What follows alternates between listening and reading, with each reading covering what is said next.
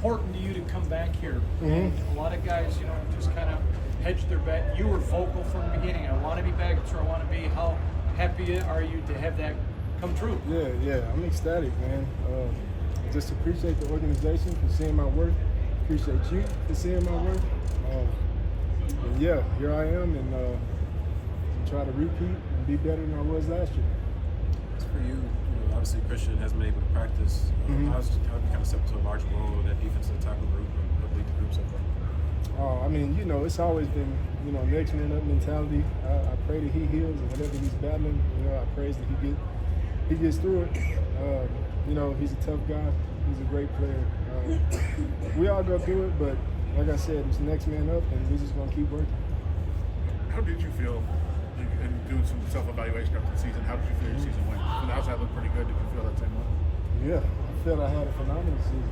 I think, of course, it could have been better in a lot of different ways, and that's one of my goals this year is just to eliminate the close calls.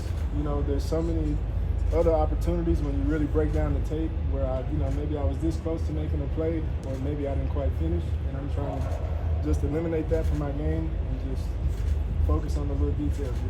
I guess, how do you do that? How do you do that extra 0.5% or extra 1%, whatever it is, to get there? Well, I mean, truthfully, it comes from experience and knowing yourself, right? Knowing your weaknesses and just trying to strengthen them. Tonka and Tank, two rookies that you've been mentoring. Will you talk about just your thoughts early? And I know there's no pads, but just your thoughts early on the rooks. Yeah, I think they work hard. I don't sense that. Some guys come in and you can tell if it really matters to them or not.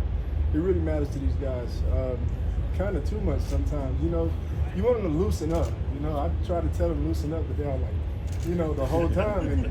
And that's how you know that they really care, though, and they're intentional about their work. So I'm pleased with them and the way that they've come to work. You missed 3 regimes already in your time in Las Vegas. What's different about this one? I would just say the mindset. This is all about competition, and that just makes everybody better. I like what Coach Pete has done.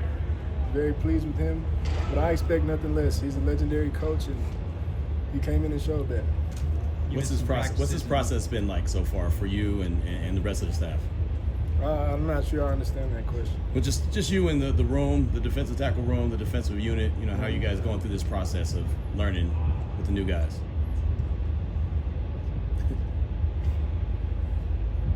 I don't know if I can answer that. Okay. It's very vague, so I don't think I can give you an answer. Good. You missed a couple of practices and OTAs. How important was it to you to be on the field for minicamp? Oh man, it's been a lot. I mean, I went back home. My wife's pregnant. She needed help. Got to be a husband too. I'm not just a football player. Got to be a husband, father. She needed help. Went home to help her, but I'm glad to be back here. And my child will be here in the next couple of days. In terms of there still being consistency in the defensive side with Patrick Grant being retained as well as Rob Leonard, how does that kind of help you through the other changes that have happened? You know what? It eliminates the anxiety of having a new staff and having to relearn their ways of coaching, their ways of doing things, and having to adjust. Different coaches teach different things, but now that I have them back, I know them, I know what they expect, and I know I can deliver on what they expect from me. So. Obviously, right now, during this period of time, there's no pads, which is kind of hard for the offensive and defensive line to really evaluate what they're doing. But what do you think right now the defensive line focuses on the most in terms of trying to get better at while you're not in pads? I really think it's just understanding the different elements of being a pro, right? Like just taking your game to that next level and not just being a surface football player, right? Like try to figure out what the other side wants to do and how can we counteract that from a mental perspective, right? Like if we know they have tendencies to do X, Y, and Z, right? Can we train ourselves in a way that we just instinctively do it and counter it and put ourselves in the best position? It's a big year for Tyree. He's going to come speak to us a little bit. What have you seen out of him, just his development this offseason? I'm pleased with his work ethic too. He's been trying some new things. I won't go into detail on that, but he's been trying some new things and really being intentional about his work as well. So I hope everything works out for him. As as long as he keeps working, I believe he'll surprise me. One more teammate to ask you about. You did some nice things next to Jonah towards the end of the last season. What's the biggest thing for him going into year 2? What have you seen out of him? I would say the biggest thing is just confidence for him, and I think he's done a great job in this offseason program of establishing that, you know, just showing that he is confident in his play. And just me looking at, you know, from the time that he came in the building to now, I would definitely say, you know, he holds his head up higher than he did as a rookie. I don't sense any nervousness. I sense somebody that's confident that they can play. Adam, what have you thought of Geno early on in the offseason? Impressive, man. Impressive. The guy really is about his craft.